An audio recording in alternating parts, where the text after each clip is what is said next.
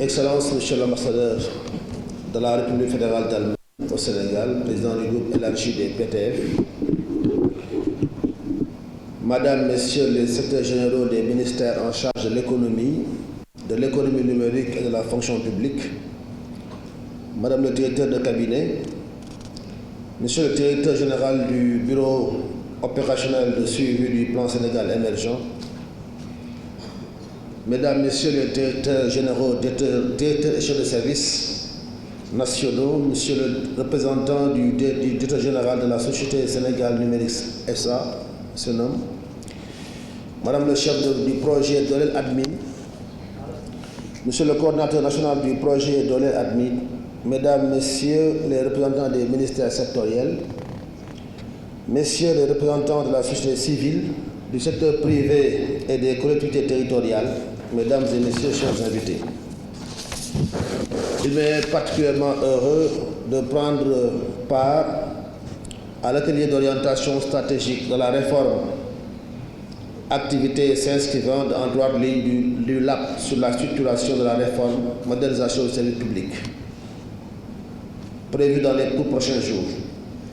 Nul besoin d'indiquer que mon homologue en charge du numérique, représenté ici par son secrétaire général, de l'économie et moi-même avons accordé une attention toute particulière pour la mise en œuvre et l'intérêt que nous accordons à cette activité extrêmement importante.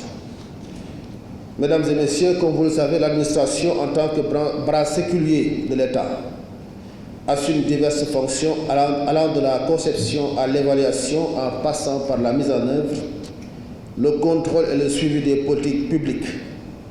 Autant de missions lui confèrent indiscutablement un rôle clé dans le processus de développement de notre pays.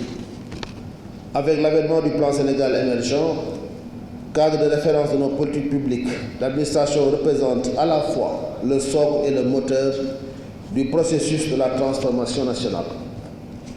Toutefois, en tant qu'entité, si l'administration a l'obligation de s'accommoder des exigences de l'heure, qui ont pour nom notamment la transparence, l'efficacité, la célérité et l'efficience, pour garantir la transformation nécessaire à l'évolution de notre pays vers le développement projeté par le Sénégal émergent. Aussi, le chef de l'État, son Excellence M. Macky Sall, a-t-il engagé le gouvernement à accorder une priorité absolue à la réforme de l'administration. Pour rappel, lors de son allocution d'investiture du 2 avril 2019, il avait affirmé, je le cite, « Après la réforme constitutionnelle, la réforme foncière et l'acte 3 de la décentralisation, la réforme de l'administration est le quatrième pilier du socle de réforme que j'ai initié. » Félicitations. En cela, une option forte venait d'être déclinée et des lignes directionnelles tracées. Depuis lors, des efforts considérables ont été consentis dans bien des secteurs et à plusieurs niveaux. En effet, des procédures réputées complexes et chronographes ont été optimisées. D'autres ont été digitalisées avec comme exemple emblématique au ministère en charge de la fonction publique la signature électronique dont l'implémentation aura permis de contribuer grandement à l'apaisement du climat social.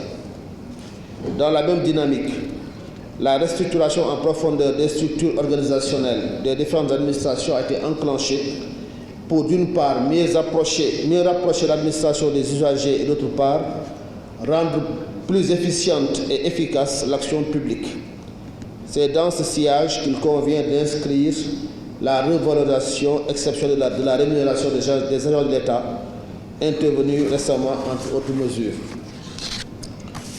Il y a lieu de remarquer cependant, vous en conviendrez avec moi, que le chemin à parcourir est encore long et ne s'avère pas toujours rectiligne du fait de beaucoup d'embûches, parmi lesquelles on peut citer la résistance au changement, aussi bien chez les agents de l'État que parmi les usagers, qui des fois peinent à s'approprier certaines innovations.